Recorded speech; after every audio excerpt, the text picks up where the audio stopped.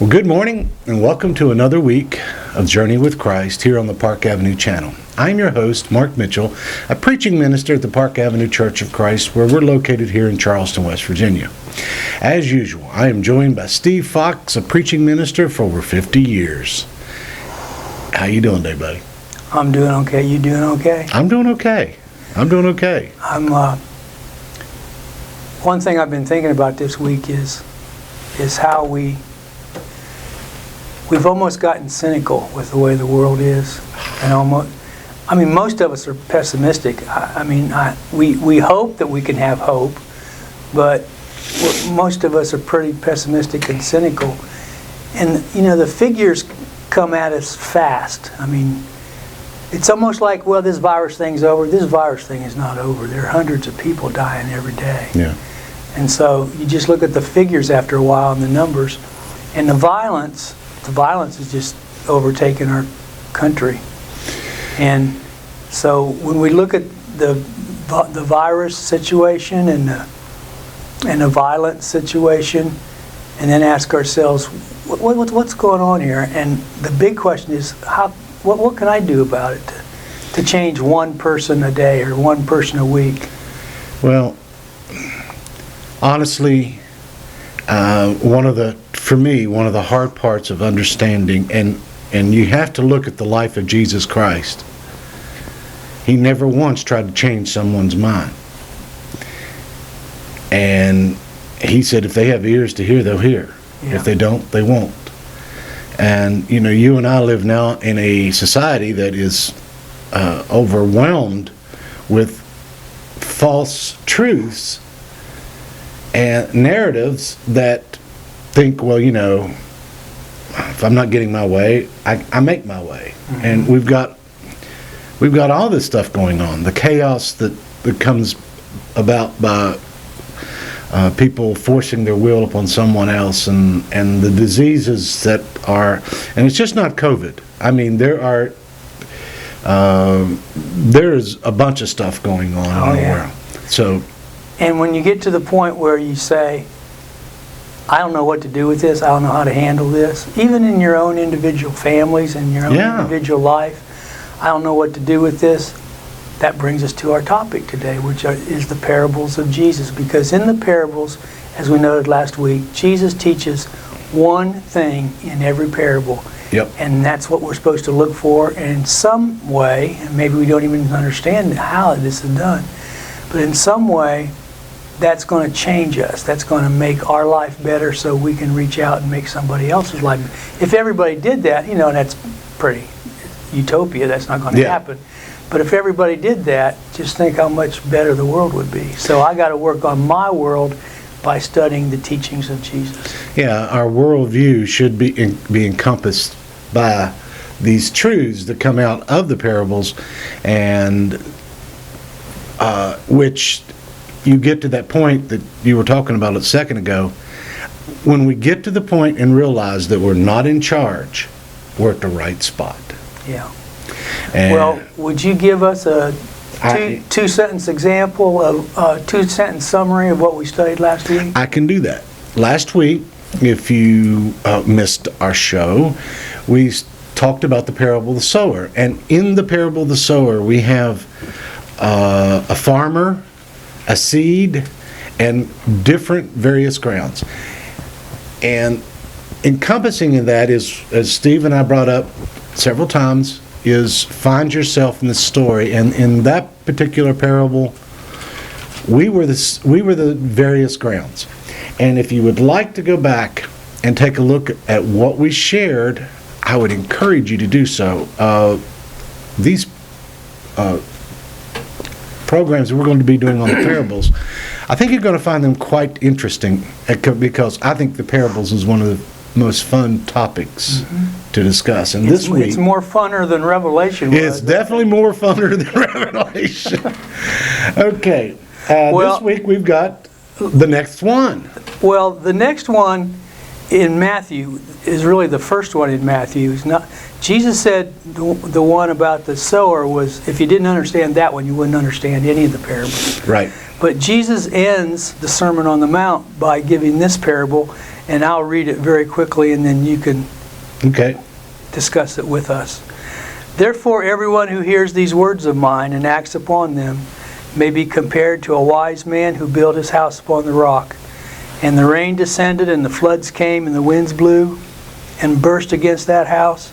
Yet it did not fall, for it had been founded upon the rock. And everyone who hears these words of mine and does not act upon them will be like a foolish man who built his house upon the sand. And the rain descended, and the floods came, and the winds blew and burst against that house, and it fell, and great was its fall.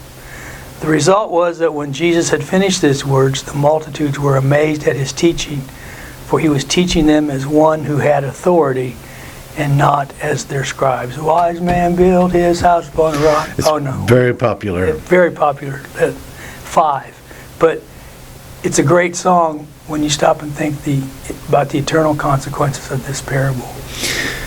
Yeah. I thought... You were a contractor for years and years. Tell us about contracting on the rock or on the sand. When we lived in... I built houses and commercial buildings in Myrtle Beach. And anytime you're near the ocean, you have sand as part of your ground. And in the area there, you would also, in the Myrtle Beach area, you had red clay. And red clay and sand do not mix well.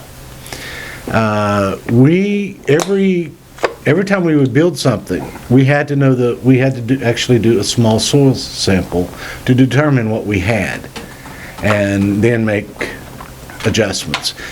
If you built something on the beach, I don't know if you've ever seen that beach house, they drive down piers to look for as deep as possible to get to where they get to, structured ground. And if the waves come in against that, that's peer pressure? Mm-hmm. Yeah, I thought so.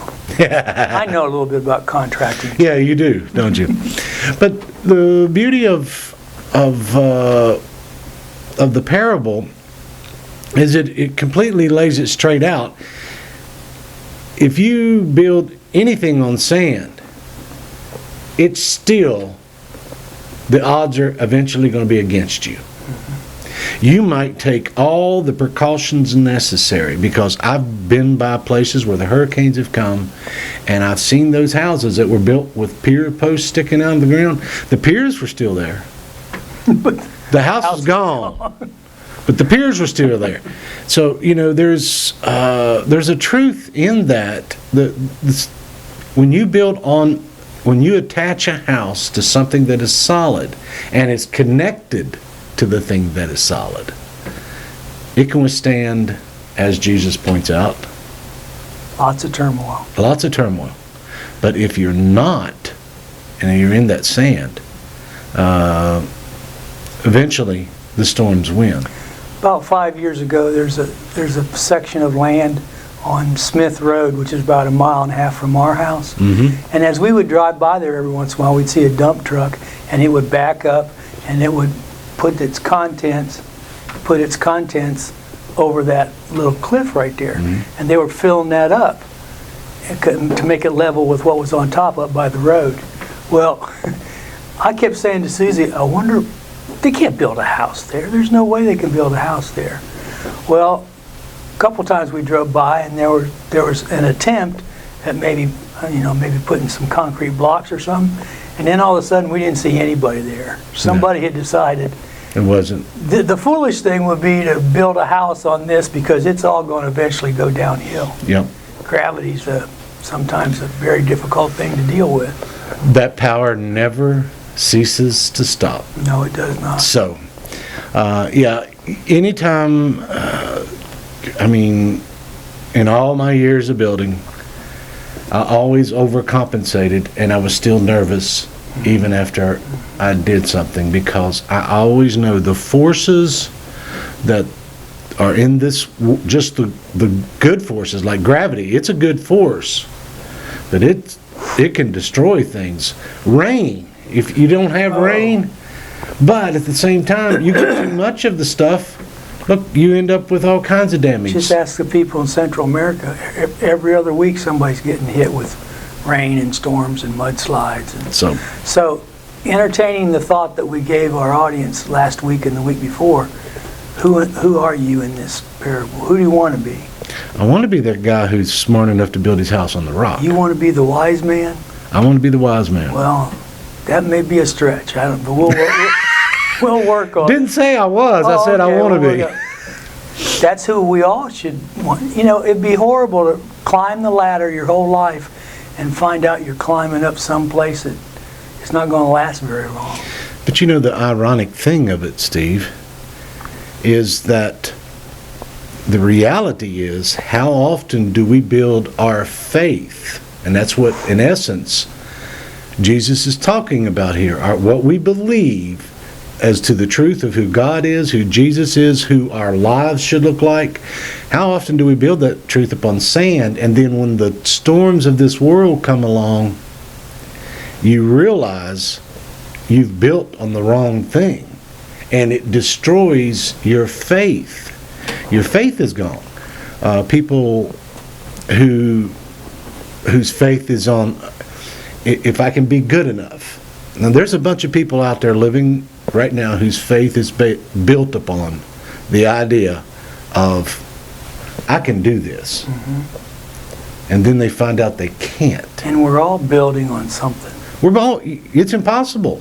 You can't live your life without building on something. You know. And when people get caught up in alcohol and drugs, they're building on something. They're building on the sand. That's right. And it's not that they're not building. It's that they're just building on the wrong thing. They're building on the wrong thing. If you get addicted to sports, if you get addicted to all kinds of things. Jobs who would destroy families. You're never home. You don't know your family from. Yeah, you think prestige and power and money are the... You couldn't build on money, could you? Oh, yeah. Well, there's a bunch of people trying. Not us. Well, it's the love of money that they're building on. I don't love it. That's okay. Yeah, okay. That's okay. But it's such a fabulous idea to think about. The fact is, I'm living my life, but at the same time I'm putting brick by brick and concrete block by concrete block. I'm building on something, and I have to figure out, is this going to stand or is it not going to stand? You could talk an hour about that. Oh, and not only that, how many times did Jesus tie this parable back into something when he talks about lay up for your treasures in heaven? Mm-hmm. In essence, every day, like you're just pointing out, you're taking a brick and saying, this is where I stand. This is what I'm doing. And and some people's houses are like the ones in the Three Little Pigs. Yeah. It's not going to stand up very long. No, because the big bad wolf's going to show up and blow that thing over. What were you looking at me for when you said that?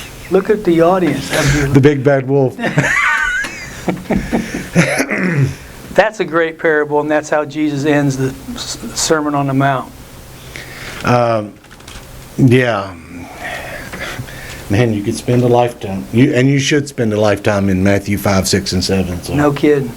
I don't think you should ever stop reading it. If we, like we said a little while ago, if you start with the parables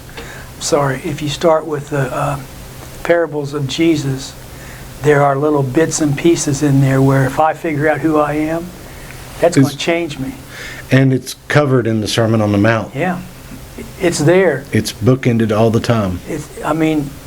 Like you said, if I sat down and read a little bit of the Sermon on the Mount every day, it would be a great influence on my life. Well, it helps you, as he ends in that parable, it helps you pick the right building spot. About 15 years ago, I was at a preacher's breakfast, and the guy who was supposed to be the speaker that morning got up after we ate and said, "I'm going to preach you the best sermon you've ever heard in your life." I thought, well, that's kind of arrogant. I mean, if I got up and said it, it'd be okay, but for this guy to get up and say, I thought that's kind of arrogant. You know what he did? He read the Sermon on the Mount. No, he didn't. He He qu- quoted the Sermon on the Sermon on the Mount. He had worked on that in chapters 5, 6, and 7. He put to memory, and he quoted the Sermon on the Mount. It was the best sermon I ever heard. He was telling us the truth. He was telling you the truth, because there is no doubt in my mind. There's no fluff. It's point, point, point, point, point, and it is 15 minutes of total, absolute truth. So I've often thought about the Sermon on the Mount in this vein. The people that were there that day, I don't know how you study, but I make lists all the time. And the people that day were going, what did he say? need to Wait a write that second. down. I'm still on the last thing. Wait a I'm blessed minute. on poor of the Spirit. Wait a minute. Don't go so fast. And he may not have done it all at the same time. It may have been cut up, Maybe they had a lunch break or something. But Yeah. if I'd have been there, I'd have been writing stuff down the whole time, because there was nothing that was unimportant that he said. No. There was no just lull there. Okay, he's telling a Steve Fox story. Hang on, let me get this. Yeah, you don't have to listen to this. Just kidding. No, you're not. When people say I'm just kidding, they're usually not. No, I am just kidding. Oh, okay. Well, you want me to read the next parable, or do you want to read it? Which you've got me completely out of- Okay, the next parable is in Matthew is chapter 13, 24 and following. Oh, the weeds. The weeds. Tell us about the weeds. Go ahead and read it. Okay. Jesus told them another parable. The kingdom of heaven is like a man who sowed good seed in his field. But while everyone was sleeping, his enemy came and sowed weeds among the wheat and went away. When the wheat sprouted and formed heads, then the weeds also appeared. And the owner's servants came to him and said, "Sir, didn't you sow good seed in your field? Where did the weeds come from?" "An enemy did this," he replied. The servants asked him, "Do you want us to go and pull them up?" "No," he answered, "because while you are pulling the weeds, you may uproot the wheat with them. Let both grow together until the harvest, and at that time I will tell the harvesters, first collect the weeds and tie them in bundles to be burned, then gather the wheat and bring it into my barn."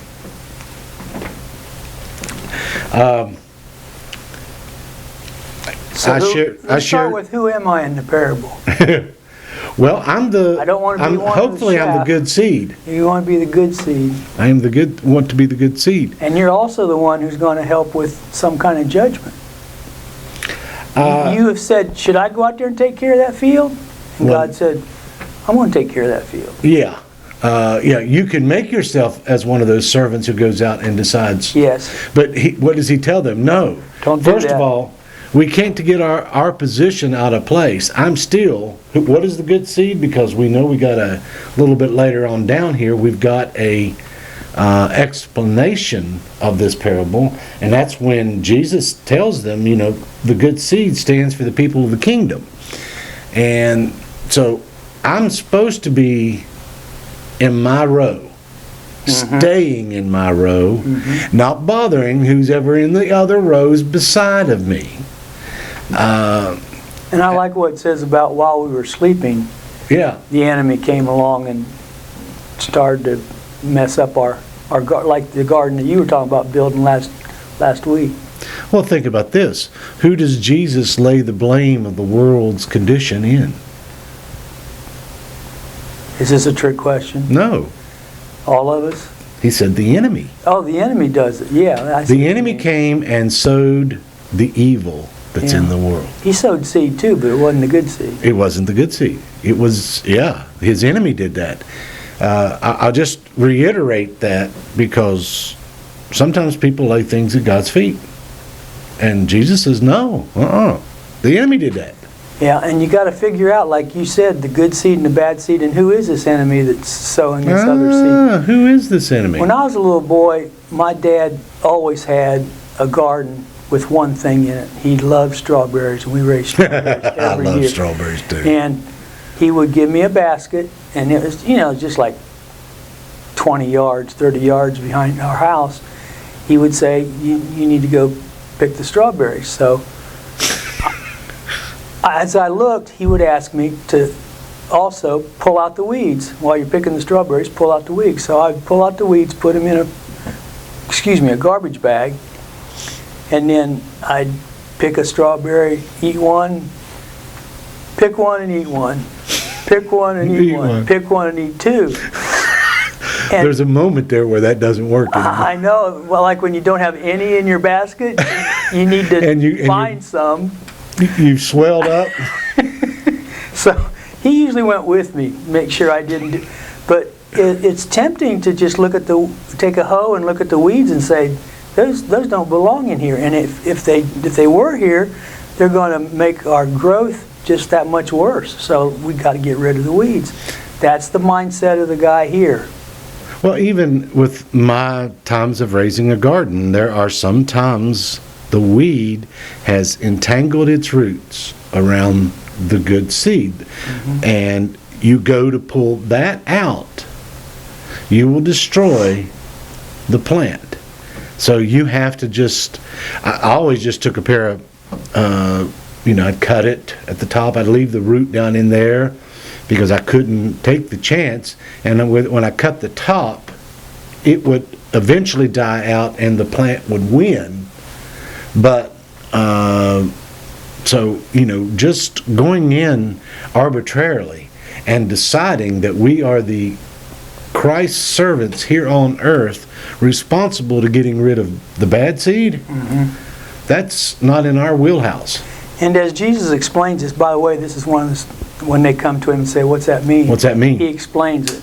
And when you go out in your garden, now I'm not saying this is 100% sure, but mm-hmm. most of the time, vast majority of the time, you can tell the difference between the plant that you planted and the weeds. Mm-hmm. So it's one of your perspectives is to make that differentiation and say, I'm going to pull this one out, I'm going to leave that one in there. But now, what's Jesus trying to teach us when he explains it and says, "No, I don't want you." He didn't say you guys, y'all. He didn't say y'all either. I want you to pull out the weed, to not pull out the weed. Don't pull out the good stuff. Don't pull out anything, because that's not your job. It's my job to make those eternal judgments. And here's the ironic thing of what you're talking about. There is the fact that chaff actually looked like wheat until it mm-hmm. Was ready to harvest. Mm-hmm. When the pod would come up, and that's where they would get the flour that they would use for everything in their lives. The chaff wouldn't have it. It'd just blow away. It was nothing, but the wheat would have the wheat in it. And you got to be really, really almost a genius to tell the difference between. I mean, you've almost got to be look at something under a microscope to determine which one's which. Now, we don't have that skills. No. We were never intended to. We think we do. We think we do. Matter of fact, I can make an eternal judgment on anybody. Jesus says it's okay to judge. It's okay to look at fruit and say that's good fruit or bad fruit. Do I want to go down this path or not? Yes. But when it comes to my eternal salvation, I'm not the judge about that. I'm not the judge. I'm not. Nobody else is. Nobody else is either. And anyone who takes the position, again, go back to my favorite sermon, the judgment that you pass on to others will be the judgment you receive. Yeah. Whatever you sow, you shall reap. Well, and most of the time, well, not most of the time, but sometimes we can look at a field and we don't even know what it is. Like you said, you can't tell the difference between the wheat and the weeds. It'll look like they're the same. Some kind of wheat. About, this is 5 or 6 years ago, Susie and I were on a mission trip to Managua, Nicaragua, where we were helping at 4 different clinics. And there was a kid, there was a kid on the trip with us, and I won't tell you where he went to school, but the initials are Abilene Christian. and we're out in the boondocks in the middle of nowhere. And I looked over, and there were a group of people, just like pictures you used to see during the Civil War. Mm-hmm. There were people picking cotton, mm-hmm. manually picking cotton. And this kid sitting close to me and Susie said, "What's that out there?" And the guy behind me, who I love dearly, and I've known him for 20 years, he says, "That's a cotton ball. That's a cotton. Field of cotton balls. That's a marshmallow field." Oh, And he said, "It's a what?" And that guy said, "It's a marshmallow field." He said, "Oh, I didn't know that." And so he starts looking, he goes, "That's pretty cool." He said, "Well, now how do they get the different colors?" And Larry said, "Well, they just plant a different kind of seed. And then that's how you... That's You how guys your are marshmallows-" mean. We were mean. But if a kid's a senior in high school and doesn't know that maybe that what might do you mean be high made school? up. Abilene Christian Oh, College? well, it's the high school that feeds into Abilene Oh, Christian okay. College. And we love all those people in Texas, don't we, Mark? Yeah, I'm not the one making fun of them today. You're on your own, buddy. Well, I have 3 really good friends who go to Kanawha City who went to Abilene Christian. Oh. So this was just for them. Well, again, this idea of distinguishing between the various what's the real seed, what's the bad seed, that is God's call, and He flat out tells us. And I know this bothers people. It really, really does. It's almost, if we live in a culture now, that if we're not pointing out who's wrong and who's right, we're not doing our job. Exactly. And I'm sorry, I find nothing in the Bible that tells me to take that role. I find, in fact, Jesus sits on the throne, not me. and He also said to us point blank, don't worry about the splinter in someone else's eye, worry about the 2 before in your own, Did you ever think of that image? Yeah, I The mean, 2 before walking down the road there, stuck got a out. blank. You got a About right, splinter in your about eye. right. Oh, and the guy looks, he goes, what's that going through your eye? It looks like a 2 before. Well, when people say Jesus didn't have a sense of humor, they've not read. They haven't read the stories. Yeah, no kidding. But, this is I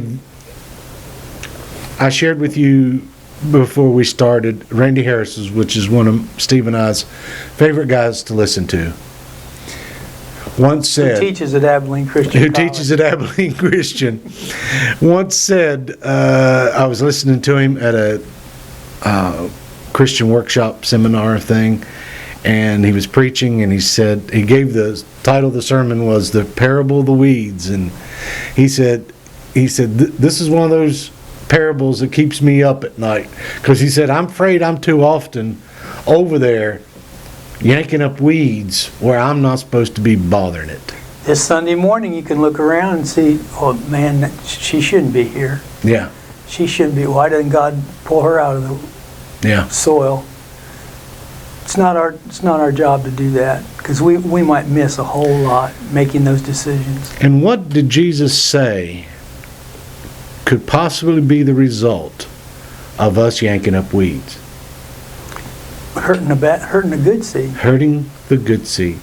We think we're protecting when we make these judgments, but Jesus says, no, you're going to hurt the good seed.